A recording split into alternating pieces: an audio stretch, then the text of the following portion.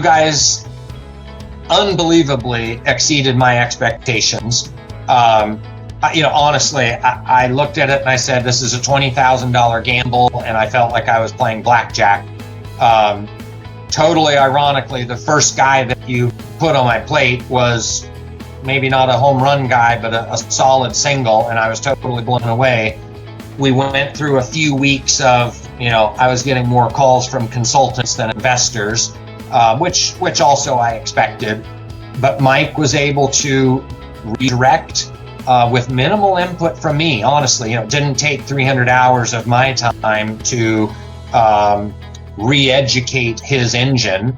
And I'll tell you what, over the next 3 months, I started just, I could not believe the guys that he was dropping on my plate, and it totally exceeded my expectations. What would you tell somebody who's a little squeamish about us managing your LinkedIn account on your behalf? Yeah, that's a great question. I guess I'll simply say I had no problems doing that. And to be honest, I didn't have, let me rephrase that. I didn't have any problems with the concept because I'm not so reliant on LinkedIn that if you made a mistake, I wouldn't have considered that a critical problem. I recognize that there are some people who would have a sensitivity to that.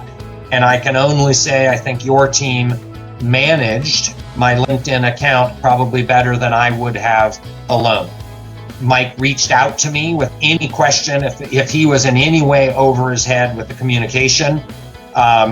He had several pre-packaged answers that came from me that I ultimately wrote. So Mike was extremely responsible with managing my account, and at no point did I feel I was at risk, for somehow mismanaging the account.